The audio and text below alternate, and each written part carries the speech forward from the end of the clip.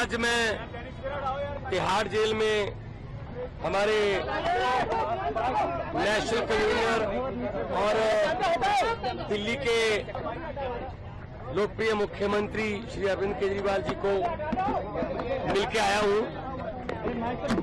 सबसे पहले परिवार की बातें हुई।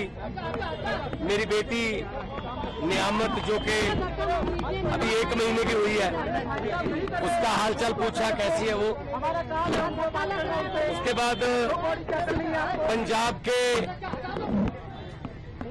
लोगों की, किसानों की फसल क्योंकि इस बार मंडियों में अब आ रही है, तो उन्होंने पूछा कि पैदावार कैसी है इस बार, और जो किसानों का जो डायरेक्ट जो ट्रांसफर है पैसे की, जो सीसीएल की फसल का पैसा, उसमें कोई बाधा तो नहीं आ रही, या कोई चुनाव आचार संहिता की वजह से पंजाब में कोई ऐसी सहूलत जो रोक ली हो। मैंने कहा जी बिल्कुल नहीं है, निरंतर सुविधाएं चल रही हैं, बिजली भी फ्री चल रही है, मंडियों में एक एक दाना जो गेहूं का आएगा वो हम रिकॉर्ड पैदावार करके 130 लाख मीट्रिक टन देश के सेंट्रल पूल में दे रहे हैं, और पैसे भी उसी दिन ट्रांसफर हो रहे हैं।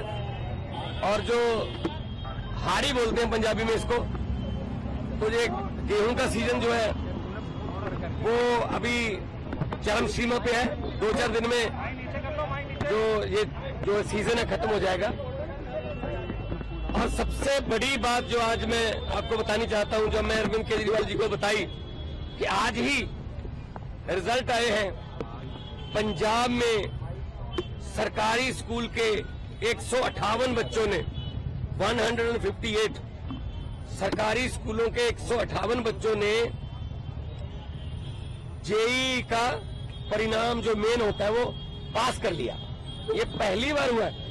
इस पर अरविंद केजरीवाल जी बहुत खुश हुए और उन्होंने कहा यही शिक्षा क्रांति हमारे सपनों में थी। उन्होंने कहा कि मेरी तरफ से सभी सरकारी अध्यापकों को और जो 158 बच्चे जिन्होंने जेईई क्लियर किया, उनके माता पिता को, उनके पेरेंट्स को मेरी तरफ से बधाई देना। तो ये पहली बार हुआ है कि सरकारी स्कूलों के बच्चों ने जेईई का परिणाम क्लियर किया, और ये हमारा सपना सच होने वाली बात है। और उन्होंने दिल्ली के बारे में और देश के बारे में पूछा। मैंने कहा जी मैं गुजरात होके आया हूं, भरूच और भावनगर, माइंड ब्लोइंग रिस्पॉन्स है, और लोग, पूरे देश के लोग ये कह रहे हैं कि ये गलत किया अरविंद केजरीवाल के साथ कि उनको पकड़ के अंदर कर दिया। शायद ये सोचते होंगे एक बंदे को अंदर करके हम पार्टी की आवाज बंद कर देंगे, लेकिन आपकी आवाज सर वो व्यक्तिगत तौर पे तो आपको अंदर कर सकते हैं, लेकिन आपकी सोच को अंदर नहीं कर सकते। तो हम असम में भी गया, उन्होंने मुझे कहा कि दिल्ली भी आना, और दिल्ली के जो प्रचारक हैं उनको पंजाब में भी लेके जाना है, और कहीं भी इंडिया गठबंधन का कोई, हमारा पार्टी का कोई नेता, अगर वो असम हो, चाहे वो गुजरात हो, चाहे वो महाराष्ट्र हो, चाहे वो यूपी हो, बिहार हो, कहीं भी वो बुलाए, हमने जाना है। ये चुनाव जो है ये जीतने हारने वाला चुनाव नहीं है, ये संविधान को बचाने वाला और लोकतंत्र को बचाने वाला चुनाव है।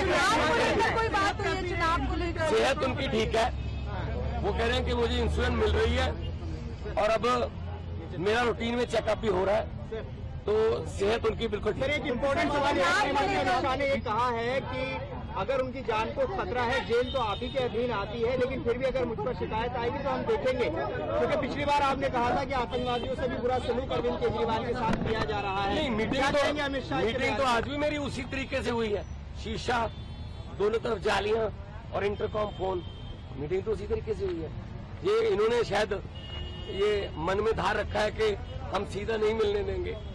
ये इनकी मर्जी हो सकती है, या इनकी नफरत की इंतहा हो सकती है, लेकिन इतना मैं बताना चाहता हूं कि अरविंद केजरीवाल जी की जो सोच है, अरविंद केजरीवाल जी ने जो अंदर से मुझे संदेश दिया वो यही दिया कि लोगों को ये बता देना मेरी फिक्र मत करना, लेकिन वोट जरूर डालना और लोकतंत्र और संविधान को बचाने के लिए वोट डालना। तानाशाही जो आ चुकी है देश में उसको खत्म करने के लिए वोट आ। सर जल्दी राघव चड्ढा भी कैंपेन करते नजर आएंगे। बिल्कुल आएंगे। हमारे सारे नेता जो है वो हमारे सभी नेता अपनी अपनी जिम्मेदारी लगे हुए हैं। 11 खेलते हैं, बाकी कोचिंग स्टाफ में होते हैं, कुछ नेट में बॉलिंग करते हैं, कुछ नेट में बैटिंग करते हैं, 4 एक्स्ट्रा प्लेयर होते हैं। तो हमारा एक संगठन है, तो जिसकी ड्यूटी जहां भी लगेगी हम वहां जाएंगे और 4 जून को आम आदमी पार्टी भारत की एक बहुत बड़ी शक्तिशाली राजनीतिक शक्ति बन के उभरेगी।